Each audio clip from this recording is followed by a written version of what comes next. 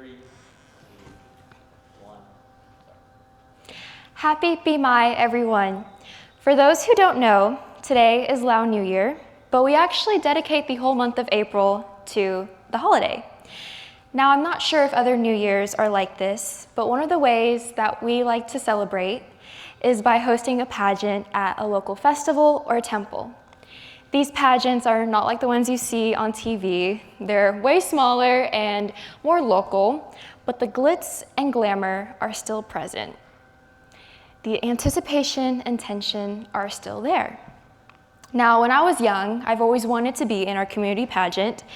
The nails, hair, makeup, jewelry, it was all very intriguing to me. However, younger me failed to realize the amount of work that goes into prepping for one. It was 4 years ago when I entered the pageant at age 17 and spent countless hours after school practicing my walk, my speech delivery, and the pageant dance performance. Unfortunately for me, there were a lot of talented girls competing that year, but after 5 long hours of persevering through the pain of 4-inch heels and coming up with answers to questions that most teenagers probably wouldn't know how to answer, it was finally time for them to announce the winner. And to my surprise, the winner was me. It was close and it was shocking, but the joy I felt was everything a 17-year-old girl could want when she hears that she's just won a pageant. My entire family was there supporting me that night, but what made it even more special was all of my friends who also showed up too. Because if you've ever shared a part of your culture with someone, there's something so refreshing about being able to finally share that part of yourself with them. After all the hugs and the pictures, my family and I decided to end off the night by supporting the vendors at the festival, and we headed home to relax and enjoy the delicious Lao food we just bought. Now, when we got home, I didn't hesitate to run to my room and take off the heavy, uncomfortable accessories and the bun on my head that was probably the reason why I was having a headache that night.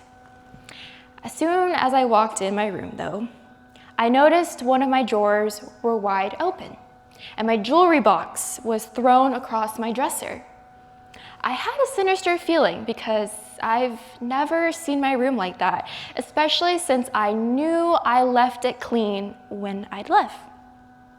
At this point, I was annoyed and could only think that my sister had tried going through my things without telling me and leaving a mess for me to clean up. Because, that's what sisters do. Becoming more impatient and overstimulated, wanting nothing more than to throw on my soft PJs and end the night off with food, I didn't really think too much of it until my mom came in. She realized I was annoyed and we confronted my sister. My sister denied everything. I then asked, who did that then? And then everything trickled into a sequence of events I could only describe as something you'd see off of a script in a TV show drama. My dad was the first to find that our laundry room window was wide open, the cold, brisk April air coming in. For context, we're a family who hates outside air. We would never leave the window open like that.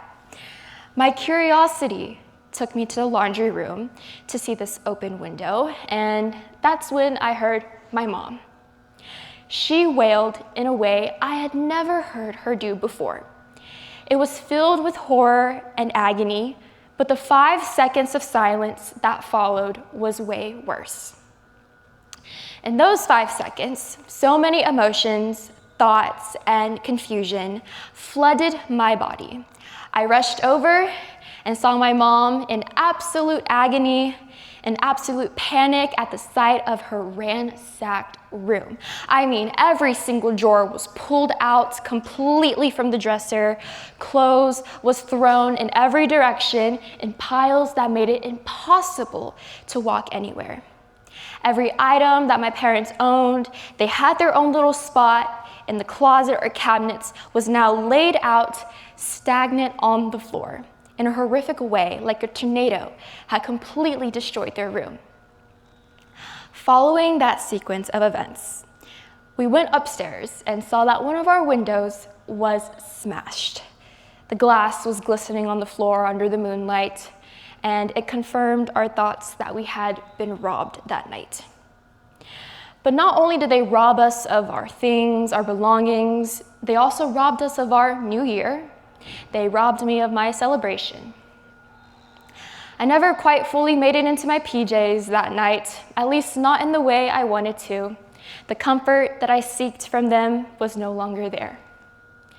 Now, there was really no time to fully process what had just happened, to process the fact that there were strangers in our home, in the spaces that we were supposed to feel safe in. The next day, I had to wake up early and spend hours again doing my hair and my makeup, only this time, there was no excitement or enjoyment doing it. See, as a pageant contestant, the morning after the event, we had to do blessings at the temple and then sit in a parade float for the New Year festival. Looking back, I don't quite know how I got from point A to point B, but all I remember was being on that float and having to smile and wave and occasionally throw flower petals at the audience, all while my house had a broken window. Cameras would be in my face and people would constantly come up to me for pictures. I put one heck of a performance that day, and that's when I realized we all are performing versions of ourselves that hide what we're actually going through or who we actually are. Now, in today's time, we often hear the word performative being thrown around as a lighthearted joke to others, but the truth is, a lot of us become addicted to performing for others rather than ourselves. You open LinkedIn, and half the posts are curated to believe that someone did something extraordinary, that they are the exception to society, and if you're not doing it like them, then you're a failure or you're not locked in. There's that feeling that you're supposed to be somewhere or someone right now, that you need to have a lineup of internships and opportunities waiting for you, or a background with 10 profound personal projects every single year. We assume the people in the same field as us must follow the same timeline that society hands us and complete this invisible checklist of things we must do in order to be successful. If you're not where you want to be, you're already behind. People ask, how's that internship coming along? Turns into, how's work? Are you getting that promotion? Which later turns into, when are you settling down? Are you getting married soon? Because look at all the posts you see on social media. I mean, people are achieving things before you, landing that dream job before you do, or moving out and starting a family before you get the chance to. But what they don't show you is the doubt, the laying in bed, staring at the ceiling some nights, wondering if this is the right path. No, you just see the edits, the highlights, the parts they want you to believe. The finish line is there, but are you actually crossing that distance, or are you just pretending to sprint? We need to remember that the hare didn't win the race. It's okay to not have good, productive days. It's okay to wear the same outfit 3 times in a row, rot in bed, and do nothing profound. See, these are your filler days, and arguably some of the best anime like One Piece or Naruto have plenty of filler episodes, and yet their story stands strong.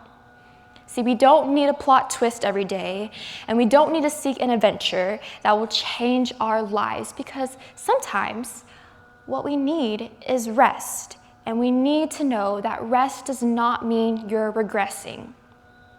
And performing for others that, we've had it all figured out will only put you in a deeper state of dissociation or burnout. You're not a failure. You're simply on your own path and journey. When was the last time you pursued something for yourself? Not because someone told you on the internet, but because you truly were passionate about something and you wanted to do it out of your own interest. The facade starts to crack and you start to question your own truth. How many of your decisions were made for a version of yourself that you don't even align with? You don't have to perform for others. You get to build your own life that fits your wants and needs at the pace you choose to do so. Now you must be thinking, well, weren't you performing that one day? Yes, but the difference is now I knew I was performing. It was a role I had to step in, but it does not define who I am. The problem isn't the performance itself, because we do perform. We do it in interviews, presentations, and even on the stage like this. The problem is when we start believing that performance is our real life and we shape our lives around what looks good to others rather than ourselves. So the next time you're falling behind in a race that feels endless, it's time to realize that there's nothing to catch up to. This isn't another class assignment with a set deadline where you have to accomplish everything beforehand. There's just you, and there's just this. So perform for yourself and live the life that you want to live. Thank you.